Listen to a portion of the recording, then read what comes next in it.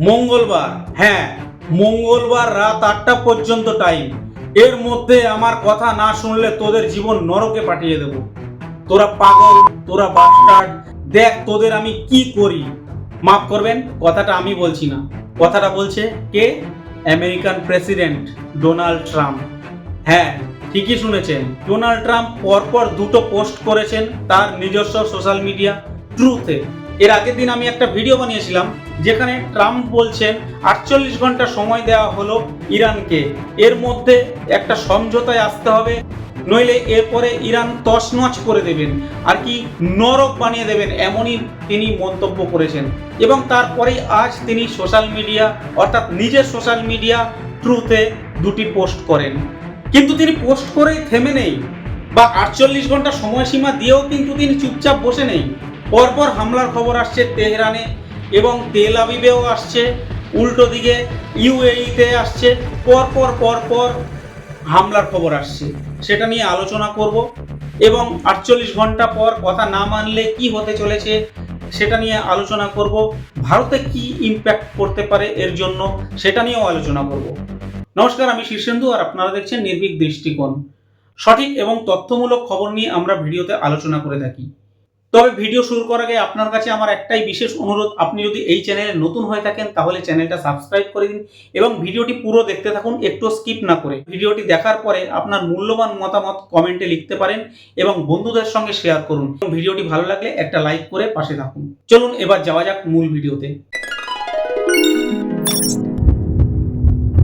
আসলে ঘটনা কি হয়েছে, এর আগের দিন 48 ঘন্টা একটা সময়সীমা বেঁধে দিয়েছিলেন ইরানকে।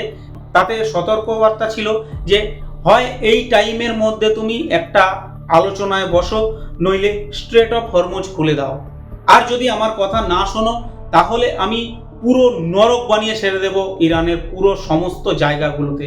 কিন্তু 48 ঘন্টা সময়সীমা বেঁধে দেওয়ার পরেও কিন্তু মিডল ইস্ট কিন্তু শান্ত হয়নি, বরং আরও উত্তেজনা বেড়েই চলেছে। তেহরানের ওপরে হামলা চালিয়েছে ইসরায়েল এবং তেল আবিবের ওপরে হামলা চালিয়েছে ইরান এবং ইউএইর ওপরে হামলা চালিয়েছে এবং বিভিন্ন জায়গায় বিভিন্ন হামলার ভিডিও এসছে সোশ্যাল মিডিয়াতে।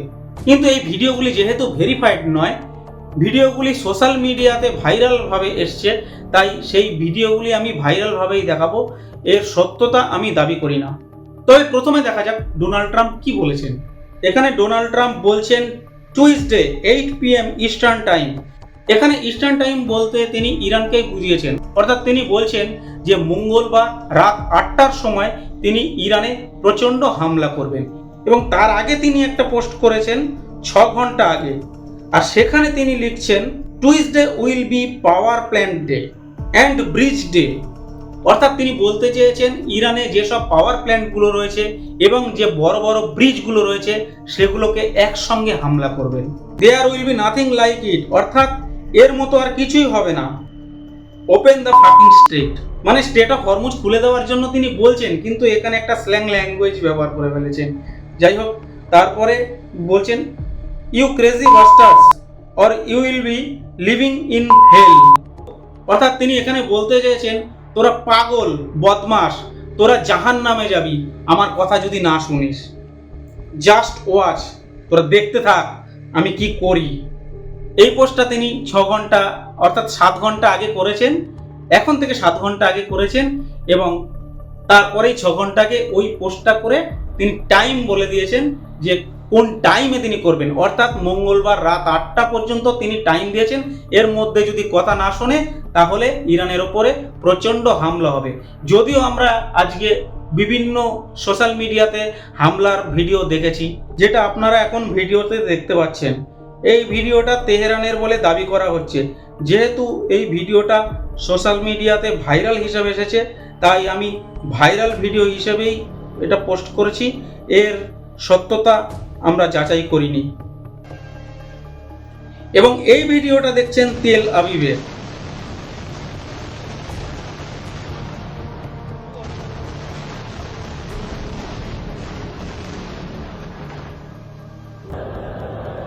এখন আপনারা যে ভিডিওটি দেখতে পাচ্ছেন সেটি দাবি করা হচ্ছে এটি ইউএইর একটি তেল শোধনাগার, যার নাম এশিয়া পেট্রোকেম। তবে এইসব ভিডিওগুলো কিন্তু এখনো ইন্ডিপেন্ডেন্টলি ভেরিফাইড নয়, এগুলো ভাইরাল হিসাবে এসছে, তাই ভাইরাল হিসাবে আপনাদের দেখালাম। তবে 48 ঘন্টা সময়সীমা দিলেও এই ধরনের ভিডিও যেহেতু এখনো প্রকাশ্যে আসছে, সেগুলো যদি সত্যি হয়ে থাকে তাহলে বলতে পারি গ্লোবাল টেনশন এখন প্রচণ্ড হাই, এবং এটা বলতে পারি মিডল ইস্ট এখন প্রবল বিস্ফোরণের মুখে দাঁড়িয়ে। আর এখানে সবথেকে বড় সমস্যায় পড়বে স্ট্রেইট অফ হরমুজ, অর্থাৎ হরমুজ প্রণালী, যেখান থেকে সারা বিশ্বের অন্তত 20% জ্বালানি তেল ওই পথ দিয়ে আসে। আর স্ট্রেইট অফ হরমুজ যদি বন্ধ হয়ে যায় তাহলে সারা বিশ্ব তো বটেই, এমনকি ভারতেও তার প্রচণ্ড হারে ইম্প্যাক্ট পড়বে। কারণ বিশ্বের 20% জ্বালানি সেখান দিয়ে গেলেও তার অধিকাংশটাই আসে ভারতের। ভারতের প্রায় 40% ক্রুড অয়েল বা খনিজ তেল সেখান থেকে আসে।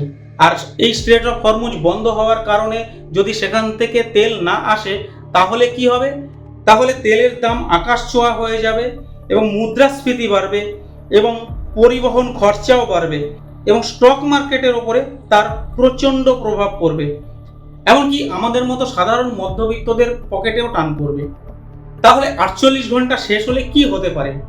48 ঘন্টা শেষ হলে যদি ইরান যদি না মানে তাহলে এটা একটা ফুলফিল ওয়ারে পরিণত হতে পারে, এবং যদি মানে তাহলে হয়তো টেনশন কিছুটা কমবে। কিন্তু এখন কি হচ্ছে? এখন যেটা আমরা সোশ্যাল মিডিয়াতে দেখতে পাচ্ছি সেটা কতটা সত্যি এবং কতটা মিথ্যে। যদি এটা সত্যি হয় তাহলে যুদ্ধের আগুন আস্তে আস্তে ক্রমশ ছড়িয়ে পড়ছে কিনা সেটাই এখন ভাবার বিষয়। তবে এই পর্যন্ত আমরা যেটা দেখতে পেলাম, একটা সময়সীমা, একটা নেতা, এবং জ্বলতে থাকা কয়েকটি শহর বা দেশ। মঙ্গলবার রাত 8টা, এরপরে কি শুধুই হামলা, নাকি এটা শুরু হবে পূর্ণাঙ্গ যুদ্ধে? আপনার কি মনে হয়? কমেন্টে জানান আপনার মতামত। আর ভিডিওটি ভালো লাগলে একটি লাইক করে দিন এবং বন্ধুদের সঙ্গে শেয়ার করে দিন। আর এই ধরনের ইনফরমেটিভ ভিডিও পেতে চ্যানেলটি এখনই সাবস্ক্রাইব করে দিন। দেখা হবে পরের ভিডিওতে। আপাতত নমস্কার।